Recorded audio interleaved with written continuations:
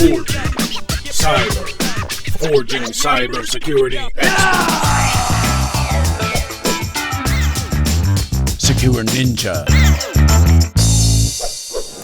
So we're here with Michael from Eclypsium, and we're here with Steve from Spry Squared.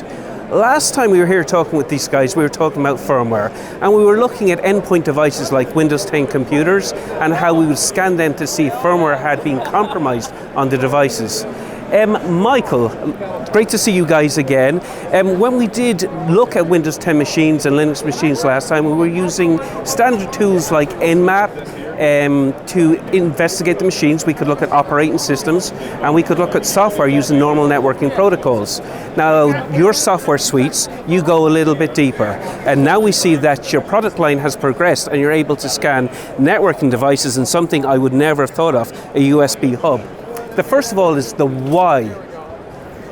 Really, it's about the attacker's motivation. The attacker's looking for persistence, right? So they might find a footprint or a toehold in endpoints, but if they can go to network devices or servers or anywhere else, that's what their goal is, their motivation. So we need to cover that entire real estate, that entire attack surface for our customers. Excellent. Now, again, when we use something like Nmap, we're using standard networking protocols. The second question for you is that how do you negotiate with these devices? Now, a piece of networking gear, pretty simple. You're probably using standard networking protocols. USB devices, that's kind of interesting. How are you inspecting those devices' firmware?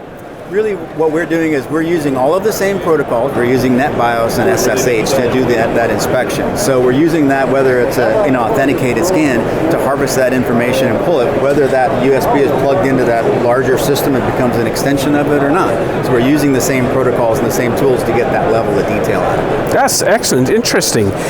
So let's move over to Steve. Steve, when we look at your setup here, we have some management software, and we have what looks like a pretty standard Windows 10 laptop. It looks fine to me. Is Windows Defender running on this? Yep, we've got Windows Defender and Sentinel running on here, and this machine has actually been compromised for a UEFI attack. So, but to the end user, this looks like a standard Windows 10 machine working away. So there's no magic under the hood here. It's properly patched. It's all got patches. And everything should be fine. Yep. Okay, well, what does your software tell us about it? So at the moment, we've got an agent running on this machine, and it is scanning that machine, actively scanning it, looking at the chips and making sure things are, as they should be. And so the main interface here, the main dashboard, we'll look at it and we can talk about number of devices and stuff like that. But the key thing that we want to show is this device here, this nice looking Windows 10 device, has an implant in it. So the tool has identified that there's an implant. So we've dived into this implant, and we're going to go and look at this machine, and we scroll down, and we'll see. All right, here's this actual machine. Well, it's confirming there's some sort of threat in that. So we want to understand, what is that threat? Let's dig around a little bit more. So we go dig down. Here we are with this machine, and we see, okay, it's a Windows Dell machine. Looks pretty normal. But as we scroll down and look through the tool, we find out there's risk in there. There's a bunch of vulnerabilities within this tool, within this laptop. And the real big thing here is we have this threat, this UEFI-SMM backdoor threat, which you can get off of GitHub and install on any machine. So if we go and dig into that a little bit more, we actually come and find out that there is 523 binaries that are associated with that UEFI, and one of them actually has failed. So we're actually gone down to the 01s, the hash, to really look at, does it match what the manufacturer has for this firmware, and or the last time we scanned this device, has it changed from that point?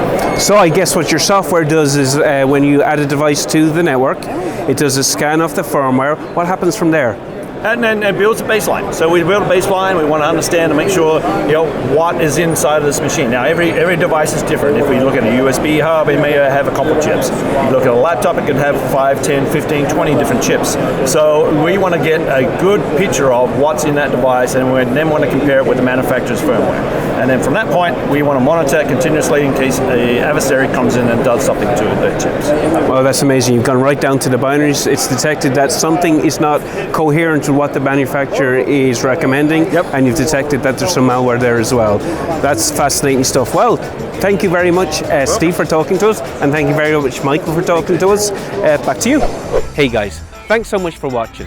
Now we've got a lot more content coming from West 2022, so please be sure to subscribe and to like, and we'll see you soon.